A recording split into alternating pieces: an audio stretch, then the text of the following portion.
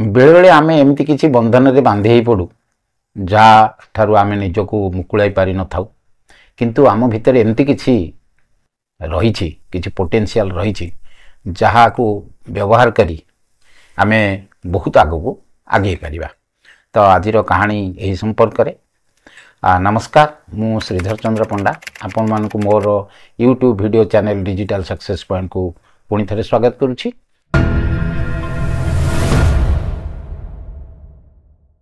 आशा करुछि आपण मानकर पूर्व भली जो समर्थन मो प्रति जारी रही आहरी आगो को आपण माने आगे नेबे। जदि कई नुआ बंधु ए वीडियोटी को देखुथांती तेबे मु निश्चित भाव में तांको अनुरोध करी जे वीडियोटी शेष पर्यंत देखंतु, स्किप करंतु नाही। जदि वीडियोटी आपण मानकु भल लागुछि तेबे चैनल को सब्सक्राइब करंतु, बेल आइकन को दबांतु जहाँ फल रे मोर प्रत्येकटी आगामी वीडियो आपण को निकट रे प्रथमे पहुंची पारिबो। चलंतु डेरी न करी आजिर कहानी को जीवा। थरे जने गुरु एवं जने शिष्य चाली चाली गुरुंकर गाँ को जाऊ थांते। दिन सारा चली चली थकी पड़ी, क्लांत हो जाइछंती। संध्या मध्य हो जाइछि, सूर्य मध्य अस्त हो जाइछंती। शिष्य जनक गुरु को कहिले जे गुरुजी आज आम ये कौटी रही जावा, काली सकाळु पुणी बाहरिबा। गुरुजी मध्य शिष्य कथारे राजी हेले एवं पाखरे थिबा गाँर गोटे घर को जाई कबाट खटखट कले। घर भितर जन व्यक्ति बाहरी आसिले एवं गुरु और शिष्य को देखिले। व्यक्ति जन को देखिक गुरुजी कहले जे आमे दुहे गाँ को जाऊँ किंतु संध्या हो गलानी, राति हो आसलानी, तो आमे दुहे मध्य बहुत क्लांत हो जाइछु।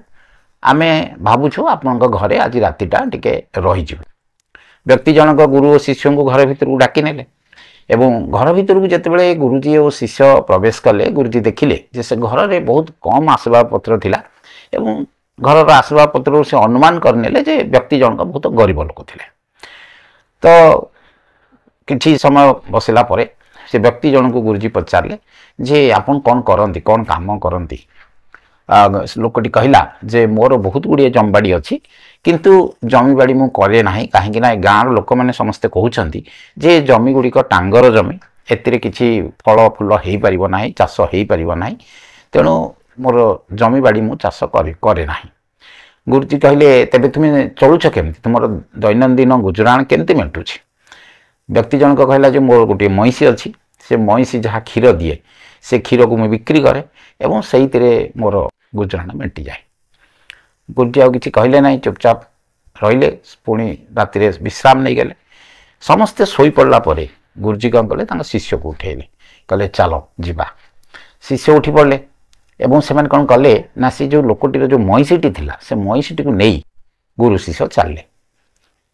शिष्य जनक यह देखि आश्चर्य हो गला। शिष्य जनक गुरुजी को कहला, गुरुजी ए महिषी जोगु से तार परिवार गुजराण मेटुची, ए महिषीटी जोगु से तार जीवन धारण करुछि, आपण ए महिषीटी केमती नहीं आसिले। गुरुजी शिष्य को अनेले, टिके हसिले किंतु आग को चलले। शिष्य को एक कथाटी टिके खराब लगिला किंतु उभय चलीगले। यापर 10 वर्ष बीतीगला, तो गुरुजींकर देहांत हो गला। शिष्य जनक मध्य जड़े बड़ गुरु बनी जाइथिले किंतु तांको मनरे से पुराना दिनर कथाटी रही जाइथिला। तांकर दिने इच्छा हला जे लोकटीर अवस्था किपरि अछि जाई टिके देखि आसंते।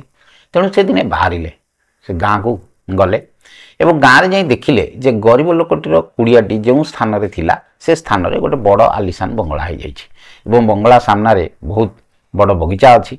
से बगीचारे बहुत फूल और फल गछ मध्य रही, फूल फुटी, गछरे भर्ती होइछि, फल सब भर्ती हो जाइछि। किंतु से भाविले जे एते बड़ बंगला, एते बड़ बगीचा, ये सब कहार? बोधे लोकटीर आम जो महिषे नहीं गलु से लोकटी बोधे आ चली न पारी तार जगह बाड़ी बिक्री कर देकी अन्य कुआड़े पड़े जाइछि। तथापि से लोकटी विषय जानिया को तांकर बहुत इच्छा हला। तेणु से घरर मालिक को डकई पठेले। भाविले जे से मालिक हुए तो पुराना लोकटी विषय किसी जानी।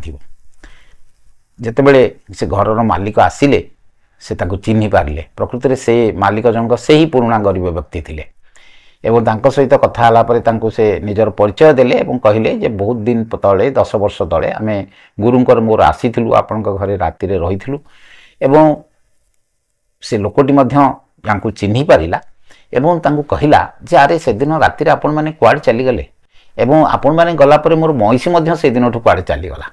ତେଣୁ ମୋର ସବୁ ଭରସା ତୁଟିଗଲା। ମୁଁ କିଭଳି ଚଳିବି ସେଥିପାଇଁ ମୁଁ ବହୁତ ଚିନ୍ତାରେ ପଡ଼ିଗଲି। କିଛି ଉପାୟ ନ ପାଇ ମୋର ଯେତେ ଜମି ସବୁ ଥିଲା ସେ ଜମିକୁ ମୁଁ ଧୀରେ ଧୀରେ ଚାଷ କରିବା ଆରମ୍ଭ କଲି ଏବଂ ବହୁତ ପରିଶ୍ରମ କଲି।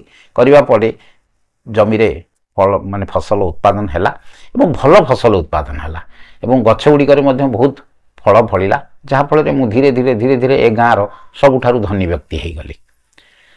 ଦେଖନ୍ତୁ, ଏଇଠି କାହାଣୀ ସରିଗଲା। ଏତି କାହାଣୀରୁ କିନ୍ତୁ ଆମେ କ'ଣ ଶିଖିଲେ ଯେ ପ୍ରକୃତରେ ସେଇ ବ୍ୟକ୍ତି ପାଖରେ ଏତେ ଜମିବାଡ଼ି ଥାଇକରି ମଧ୍ୟ ସେ ଗୋଟିଏ ମଇଁଷି ଉପରେ ନିର୍ଭର କରୁଥିଲା।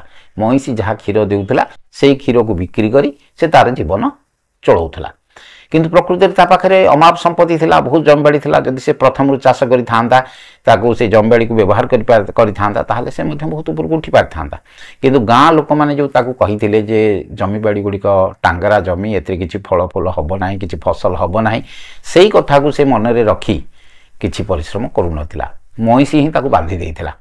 ଠିକ୍ ସେଇଭଳି ଭାବରେ ଆମ ଜୀବନରେ ମଧ୍ୟ ଏମିତି ବହୁତ କିଛି ଘଟେ। ଆମେ ମଧ୍ୟ କ'ଣ କରୁ ନା ଆମ ଭିତରେ କିଛି ପୋଟେନ୍ସିଆଲ ରହିଛି, ଯାହାର ଉପଯୋଗ କରି ଆମେ ବହୁତ ଆଗକୁ ଆଗେଇ ପାରିବା।